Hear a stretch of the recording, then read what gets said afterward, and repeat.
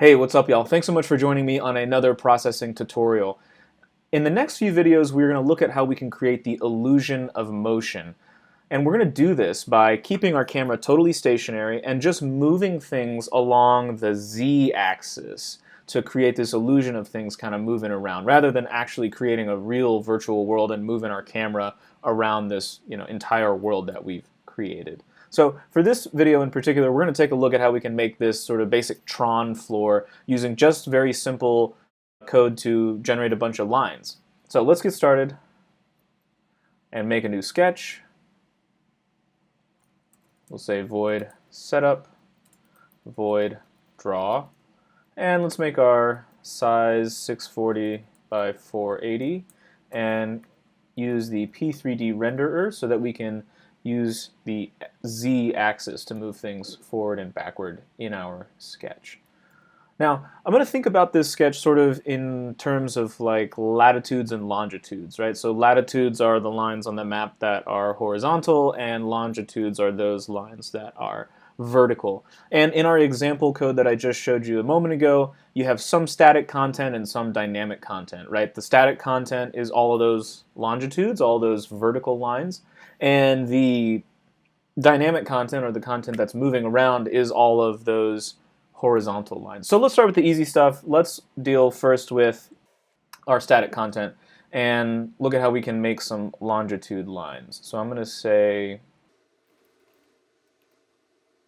let's say 10, longs equals 10. And then I'm also going to want to take these 10 longitude lines and sort of spread them out over my x-axis, right? So I'm going to be thinking, okay, I need an x minimum and an x maximum value. And let's say x min is equal to 0 for now, and x max is equal to width, just so we can see what that gets us. Here we'll say background 0, and we'll say fill, let's just keep it white for now, kind of keep things simple. And now we're going to draw longitude lines, right? And so what I'm going to do is I'll use a for loop. So I'll say for int I equals 0, I is less than the number of longitudes, I plus plus, oops.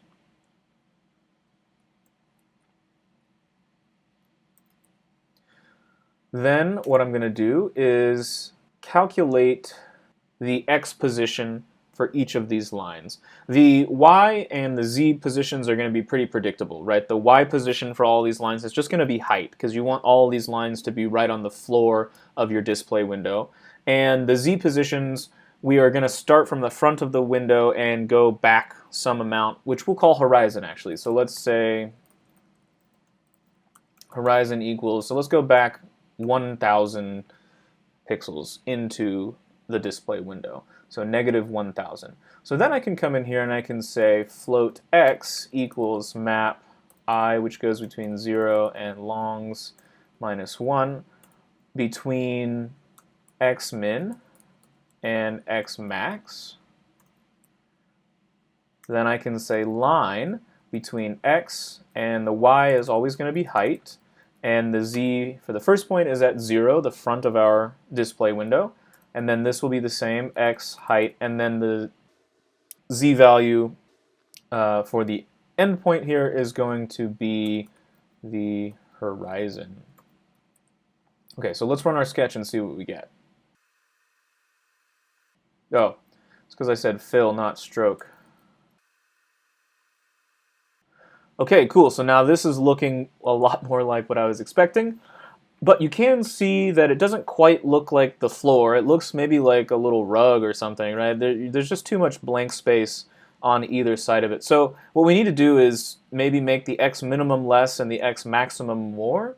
So I think what I'm going to do actually is kind of keep things in terms of 0 and width. And what I'll do is add another, so maybe what I'll say is just sort of something like floor width, right? And then here I'll say floor width equals, how about width times 2, right? And then I can say the minimum is 0 minus the floor width, and the maximum x max is equal to width plus the floor width, right? So this will take that x minimum, move it out this way, and the x maximum, move it out that way. Let's run our sketch and see what we get. Okay, so now we are getting more coverage. There's less blank space over here, but the lines are pretty spread out, and that's still because I only have 10 longitude lines total being spread out over the x min and x max. So when we increase that distance and we leave the number of longitude lines the exact same, we're going to get more space in between them. So let's change the number of longitude lines that we are drawing to, let's try 40. Let's see what that looks like. Okay, so that looks a little better. Let's leave that for now and work on drawing the latitude lines. And what I can say is lats equals, let's start with 10 for this one as well. And we're again going to use a for loop, so we can say for int I equals 0, I is less than lats, I plus plus. And then what we need to think about now, right, is for each of these latitude lines, we know what the x positions are going to be for the starting and ending points, right? It's just going to be the minimum and the maximum x value. We know again that the y value is just going to be always height because we want all of these lines to be right on the floor. And the only thing that we really need to change is the z value for each of the lines. So what we're going to do is create a float and call it z, and we're going to map that to I, which we know goes between 0 and lats minus 1. And we're going to map that between 0 and horizon, right? So that'll give us a latitude line. First one will be here, and the last one will be back here at the end of all these lines, which are ending at the horizon point, right? Okay, so now we can come in here and we can say line between x min, y is height, and the z value we just calculated, and then x max, height, and the z value we just calculated. Okay, pretty sweet. We've got a nice looking little grid here. So now we need to animate it a little bit. Let's think about what exactly we're animating, right? Okay, so we're going to want to give ourselves another variable called z offset. Maybe just z off for short. Let's initialize this at 0. And we're going to want to increment it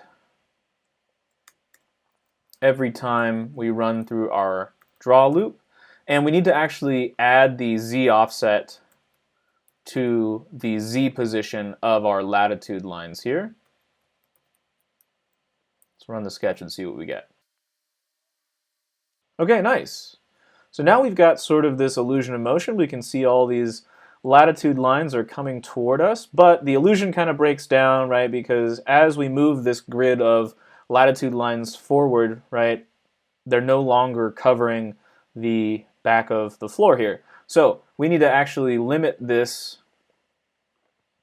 using a couple if statements. So let's do that. Let's say if z off is less than the absolute value of horizon divided by the number of lats minus 1. And I'm doing lats minus 1, right? Because if you think about, you know, the number, like let's say we have 3 lines, that means you're going to have 2 spaces, right? So even though I've got 10 lines, I don't want to divide horizon by 10 because I'm trying to calculate what's the distance that it's traveled, like what's the space in between the 2 lines, right? And there's only 9 spaces if you've got 10 lines, right? So that's why I'm doing lats minus 1 for this calculation. And I'm just doing absolute value because horizon is a negative value, but I'm actually incrementing the z offset. And so for this to actually make sense and to return true or false at some point, then I need to take the absolute value of this calculation. So if z offset is less than the absolute value of horizon divided by lats minus 1, one more parenthesis, then let's go ahead and increment the z offset, see what we get.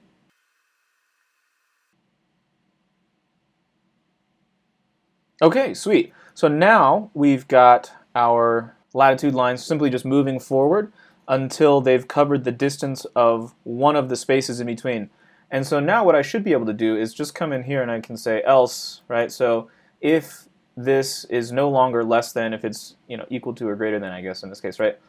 All I need to do is just reset the z offset to 0. So let's do that and see what this looks like.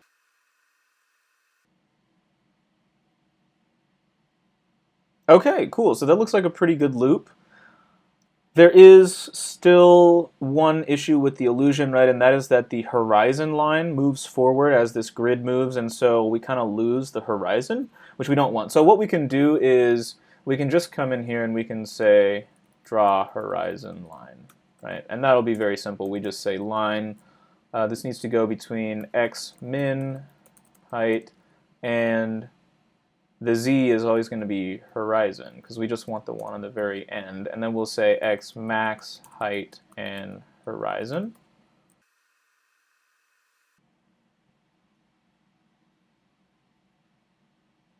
Okay, so now we have this nice perfectly looping Tron floor. Pretty simple code, right? Just 3 sets of lines, one little animation bit here, and that's it. So we can get a little fancier. I think in my example code, I made it look a little more matrixy, Tron-y, vaporwavy, with some color here, right? This is pretty cool. If I wanted to, I could say plus equals speed, right? And then I can say float speed. And you know what? Maybe I want to control the speed with the mouse. So I would say speed equals map mouse x, which I know goes between the 0 and width. And let's map this between what we're doing, 1 and let's say, I don't know what 5 will look like, but let's see. Okay, so I should be able to speed this up as I move the cursor over. Yeah, okay, that's pretty fun. So I can make it feel like we're going faster or slower. I could also change the horizon, so I could say horizon equals map, let's say mouse y between 0 and height between the original value negative 1000 and let's say something like negative 2500. Let's see what that looks like.